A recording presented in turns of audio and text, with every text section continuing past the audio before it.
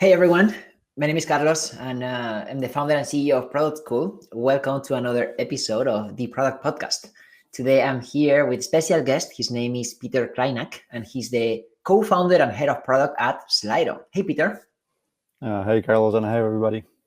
Thank you for joining us. In honor of your product, we're going to try something new today, which is basically using Slido to ask the audience to ask any questions.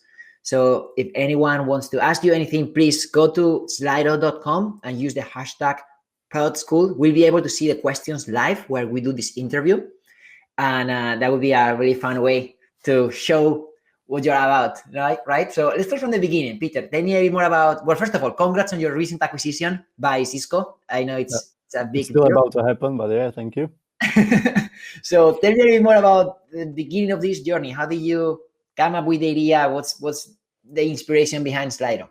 Yeah, right. So I'm not like the super original co-founder. I'm kind of like a promoted co-founder. So I joined actually Slido a year in, and the original idea, we were essentially just even before I joined, we were friends with other Peter, with the CEO, and we had like a small NGO together to help teachers to get better at teaching. And we had like a campaign going to the schools and trying to give them basically trying to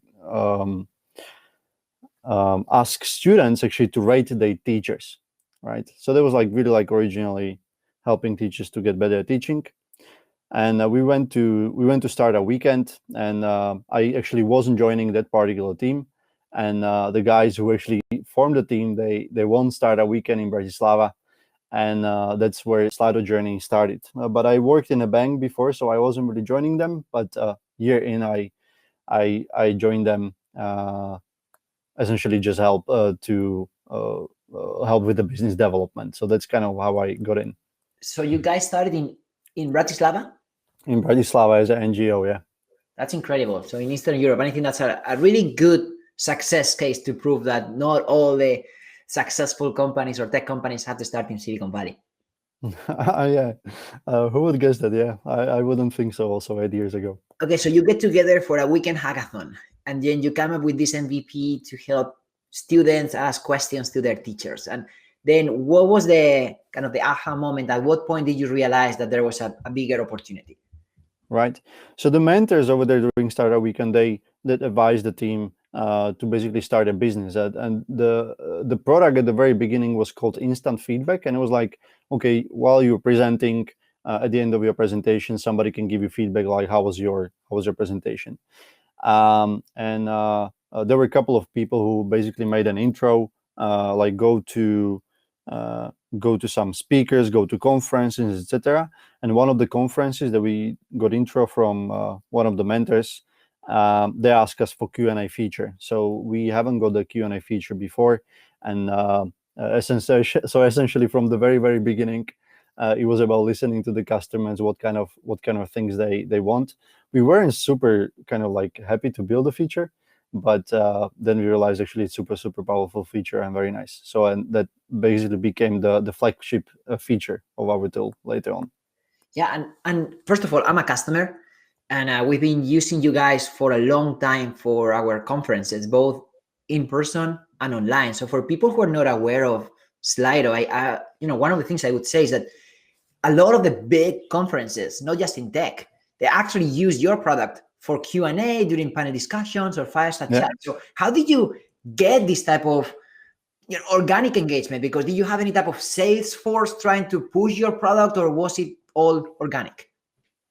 No, from very beginning, I say like Slido is a or used to be quite a boring product, right? Like it's like, well, like, yeah, people can send me questions like, okay, is it really sexy? I guess it is not really, right? And so from the very beginning, we were counting on, okay, once you actually experience the feeling and that your question gets answered and stuff, and it's basically highlighted on the big screen, and that's your name over there. That's a kind of like a big moment for the participant. So that's what that's what made basically the viral product. And also, if you want to use Slido, essentially you have to introduce it to a couple of 100 other people. But we, from the very beginning, we had like, okay, there are actually some the most important conferences in the world that we know about, and we knew we want to actually go there, right? So it was like South by Southwest, Web Summit, and many kind of like, like the flagship conferences. We knew we want to partner with them, and many of them we gave them even like really good deal, or even did it for free, just because we wanted to be seen actually being used by these basically conference giants. Yeah, I remember maybe this is what, 5 years ago or so, when I met your team for the first time. Hmm. You guys were in San Francisco, and there was someone from your team coming to our office because we were hosting weekly workshops. And Yeah. literally, one of the examples of things that don't scale, this lady would come to run the Q&A session. So we'll have a speaker, a product leader, and then she would be running Q&A, demoing Slido. People Yeah. loved it because there was a lot of engagement. For us, it was cool to show that, hey, in addition to the speaker, there's also one person managing the interaction. But I really admire the type of hustle because you were able to give value before asking. This was completely free of charge. And then from there, we were like, hey, people are liking it. Let's put you guys on the big stage. So when we host our product conferences Mm. for thousands of people, then we also started using Slido. And imagine the type of people who attend these conferences. And I'm sure some of them will be like, wow, this is cool. I want to do it for my conference or for my maybe internal customer conference, whatever it is. Like, what type of use cases have you seen beyond just conferences? So the conferences, that was our bread and butter from the very beginning. But then, I don't know if you remember, there was like a Google moderator, which was about, again, actually Q&A tool from Google, and the Google moderator shut down. It was, I don't know, 5 years ago or something like that, and maybe even more. And we thought, okay, this product is actually, and we also had a couple of customers that used us for internal Q&A with employees, and we thought like this is our opportunity. So essentially, in just a couple of days, our basically head of marketing back then, he wrote like a great SEO article with a couple of our competitors there as well, and we could totally see like for the internal use case, Slido really grew, especially in the US, into that employee engagement kind of space. And later on, from these all hands town hall meetings, it grew into smaller meetings, into team leads, project management, trainers, they use it. And many times, what we kind of see, like people don't use us, like first of all, they use us for engagement, basically just, they can see, are people really listening what I'm saying and that kind of stuff. But a very big thing for us is kind of like the speaker is able to understand the audience slightly better through Slido, and project managers they are able to create the trust among the team, especially when the project team is forming, right? And so basically some anonymous questions, they are able to respond to that. So that's a big use case for us actually currently. Smaller meetings, 20 people, and the use case is the quickest growing currently. Mm-hmm. So even right now, as I'm looking the questions that the audience is asking, some people are asking, but others are voting. So I think it's a really cool way for me, as I am interviewing you, I don't have to be moderating the questions. I can see what the audience wants, and I can put it, in front of you. So I'm going to go with the one from Michael. He's asking about what are the new features, kind of what's the future for Slido. So I guess Michael knows Slido, apparently. So exactly with this use case, what we want to focus in 2021 are two main personas. It's a team leader, so somebody like you, or essentially me, right? Who is engaging somehow their team during the meetings. And one thing that people were telling us for ages is actually a ranking poll. So essentially, when people can ask question, you can ask a question to your employees, and let's say it can be, where would you like to go for offsite, and you would have 4 cities when we are able to travel again, and you can rank them from basically the top to bottom, and that's what we are actually going to release quite soon. So that's one of the features. Another feature that obviously with the acquisition will be very well integrated in WebEx, and hopefully in other providers as well, actually quite soon. So that's what is the plan so far. Yeah, let's talk about integrations, because that's a trend that I've noticed now in in a lot of products, right? You create your own thing, but people need to go sign up and then use it. Now we're seeing how tools can be easily integrated into other platforms such as Zoom, or for virtual conferences, maybe Hopin, or you mentioned WebEx for Cisco. Yeah. How do you think about that for Slido? So for us, like Slido has to be part of your flow as a user, right? So if you are in whatever in Zoom or in WebEx or somewhere there, or you are preparing your presentation in PowerPoint, we have to be there, right? Because that's your flow. And that's why integrations are actually very very important to us. Currently, it's about 20% of 20% of our kind of events that are happening or use cases are within the integrations, but we can see this number is actually quite growing, and I'm sure it will be.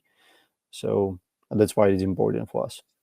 Totally, yeah. And I know you're on Slack as well, Google Slides, and personally, when I remember when I used it internally for an all hands meeting, it was because it was on Slack. I just didn't want people to go somewhere to ask a question. Meeting is happening here and now. I don't want to lose your attention. It's just, it was personally something that helped me. But I've seen this not just in the online event space or in general, like virtual conferences. I've seen this happening in other parts of the product stack, how road mapping tools, they easily integrate with project management tools, so we can create user stories, and they can connect with the user feedback tools, so you can listen to the customer, and everything is part of the same platform. And I haven't seen a single platform that can cover every single use case. The way I see this evolving is more of there are players who are dominating different categories, and they're making it easy to integrate with other category leaders. So then each product leader or team leader, as you call it, has the flexibility to create their own stack. Exactly. So it's going to be like an ecosystem of different tools that you're going to be using. Yeah. It's definitely also happening. And many of the tools offer the integrations, as you say. Which I think it's interesting, because I think there's this misconception around building something big and shipping new features. You guys focus on just something very specific, which is question and answers, right? And obviously this can get very complex, as we were discussing. But why did you decide? Like, I can imagine you as a product person, you have the temptation, right, to do something different, to expand faster. Why did you say no? I'm going to stick with my lane. I'm really going to be the best Q&A type of product. To be honest, like with some of the features, let's say we have quiz feature, right? And our customers were asking us for a quiz feature a long time ago, and maybe we could actually push this slightly sooner. But we are actually a bootstrapped company, so we haven't raised ton of money and that kind of stuff. So we were essentially always kind of limited by how much we can ship in terms of, we didn't have like whatever hundreds engineers and that kind of stuff, and that made us actually really focus, right? Like we couldn't basically develop some stupid stuff, because we were like, okay, we have to really serve our customers in the best possible way with the resources that we had. So the one thing that we were doing, we just wanted to do it very well, and I think that kind of worked. I'm not sure if it's going to work for everybody, but for us it worked, and I'm quite proud of it. So I put a bunch of questions on Slido and let the audience vote which ones they would like to get answered from you. So the next one was about, what do you think are the biggest myths and misconceptions for folks who are trying to build products today? Yeah, I was actually thinking about this question, and one thing that you touched upon was the like, what are the things that you don't scale, and but we know this actually from the guy from Y Combinator. He's like big fan of not scaling, like Airbnb story, like go to the customers, talk to them as much as possible. But I think that's kind of like old news. What I see is, even it happens even to us actually many times, that you build the tool essentially for you, right? And sometimes you forget that's for customers. And so that's why basically I'm really pushing, basically talking to customers as much as possible. And another thing is sometimes people rely on data or user feedback or on intuition too much, and it's very difficult to kind of like balance that, right? Okay, so should I be trusting data? Should I be trusting the customers and user research, or should I be trusting my intuition? That's really difficult to balance. So what I try to say is, don't you like you don't have to know everything, right? Just ask people, ask your colleagues what they think, and if somebody is better with data, kind of like try to combine forces. So the biggest misconception I think is, especially in product management, is like the product manager has to make the final call and they must be always right. And I think it's very rare that they're always right.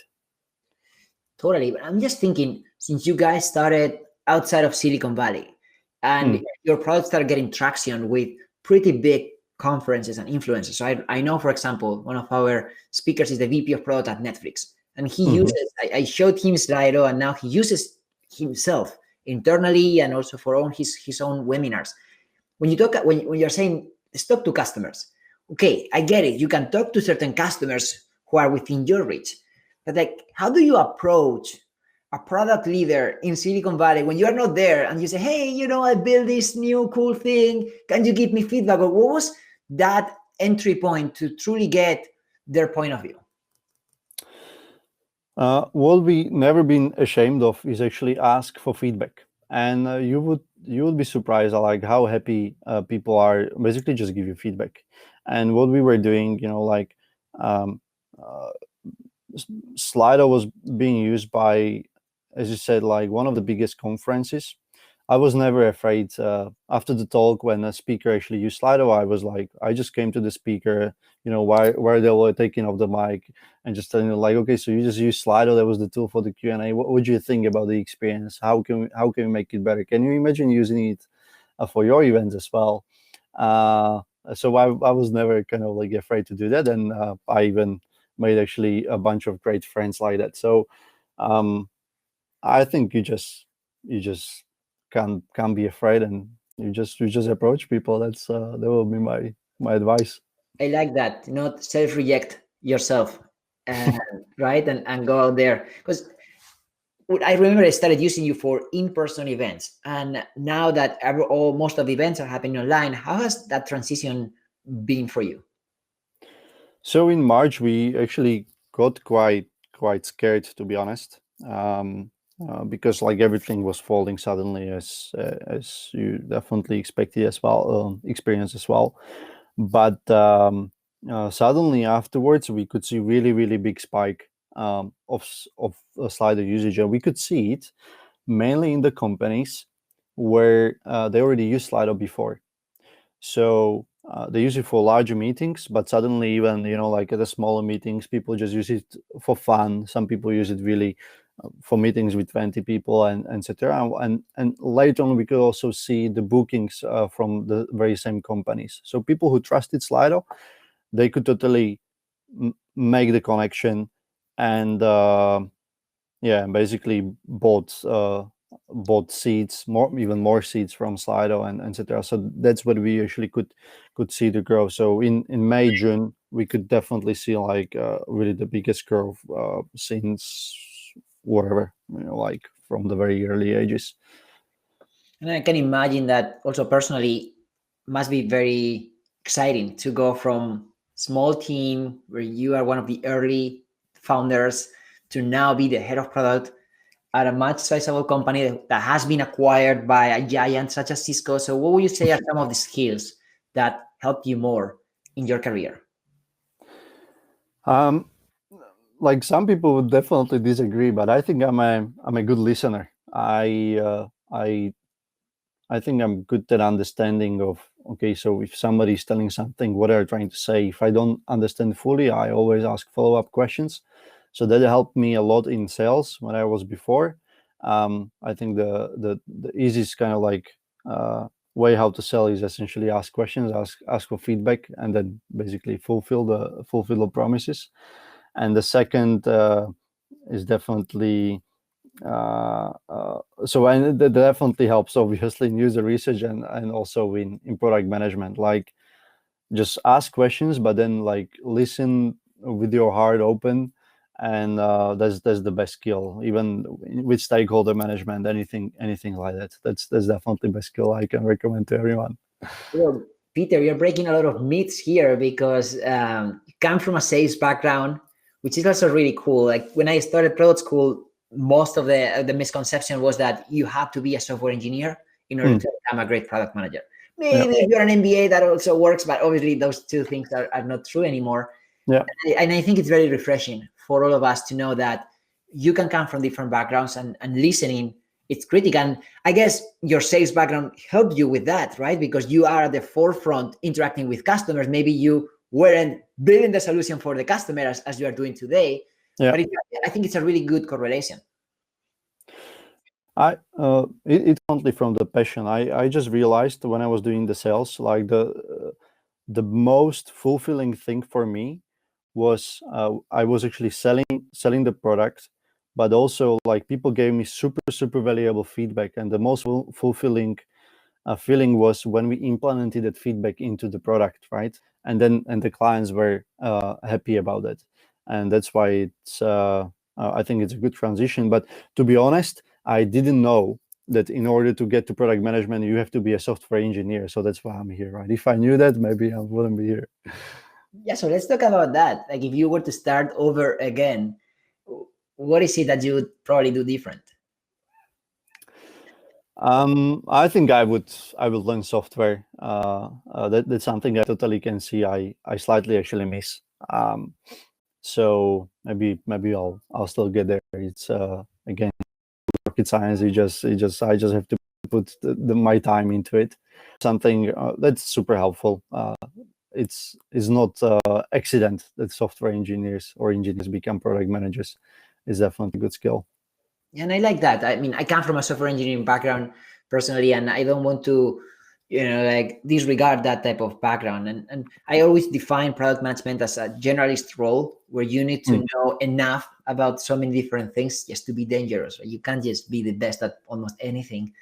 But the fact that someone doesn't come from a technical background like yourself, I think it's not an excuse not to get closer to tech and try to understand how engineers think and feel, because at the end of the day, you're going to spend a lot of time with them. Yeah. But I think on the other hand, if you don't have software engineering skills, it helps you to teach you actually much quicker to trust other people, because you just have to trust them, right? Like there's no way around it. Yeah, you have to trust them, but they have to trust you too. And I can tell you from my previous experience that when someone is not an engineer, we're like, who is this business person? Why is this person telling us what to do if they don't know how to do it themselves? So I have a lot of respect and empathy for people who have the courage to go into the engineering room or the virtual engineering room and do whatever it takes to respect their craft and try to learn to speak their language and motivations. Yeah, totally. And we definitely preach the Marty Kagan school of involving engineers into the decisions, right? So it's not like we are telling them. Essentially, I always tell all the other product managers as well, like come with the problems to engineers as well, right? And show them perhaps some customer calls. Watch some recordings with them, invite them to the customer calls, and then solve the problem together, all of you as a team. And you would, I guess you know that, but definitely that makes a lot of difference in trust building in a team when team are trying together actually solve the problems. Yeah, I resonate with that. And I remember from my early days as an engineer, I used to hate that someone would come and throw me a solution. Okay, this is what we need, go and code, as if I cannot have ideas or I just can't participate or understand the end goal of this game. So I'm glad to see that the industry as a whole is understanding this statement of really focusing on the problem more than the solution, because the solution will change. And if we can really involve engineers, designers, and other stakeholders into the design thinking process, I think it ultimately pays off. It might feel like a waste of time upfront because why do I need so many people in the room, right? But it truly pays dividends if you are thinking about a product team as a whole and not just the product managers. I totally agree. And I think what people don't see is the waste of time when an engineer is working on something they don't believe it's the right solution. Like the time wasted there, it's much greater than aligning at the beginning and finding the best solution that engineers also actually believe they're gonna be building. Totally. So how is life now as part of a larger organization? So we are not there yet, right? We haven't been acquired yet. So right now it's kind of like a preparation phase for us. It was definitely a big storm for everybody when they learned that. But I think now more and more people are like really excited. They can see the opportunities also the big company can bring. And what I'm personally the most excited about is the scale, right? Like um, uh, definitely such a big company. They have the distribution, and as a kind of like a small startup, 150 people will when we would get to that kind of level of distribution that I have. So I think it's going to be super exciting time, and we expect like crazy growth, of course, on the back of Cisco, so and back of Webex. So I'm I'm also a bit scared, but also super excited. I'm excited for you, and I also want to take credit for the fact that when I first became a customer, you guys were Thanks for that. 10 up to 20 people max, and I think it's testament of hard work, belief, and a lot of perseverance that you are where you are today. And at the end of the day, you guys are just getting started. I know it's an important milestone to get acquired or to raise money or whatever it is, but in reality, that's not the real celebration, right? That's when the party's starting now. Now you have the opportunity to truly impact millions of lives. Yeah, I wouldn't say better. Cool. Well, Peter, this has been awesome, and also being able to test, to show your product while we have this interview. Is there anything else you would like to add? Oh, I think yeah, thanks for having me. It was good fun, and yeah, hopefully we can chat also later on. And thank you guys for stopping by. No problem. Bye. Bye bye.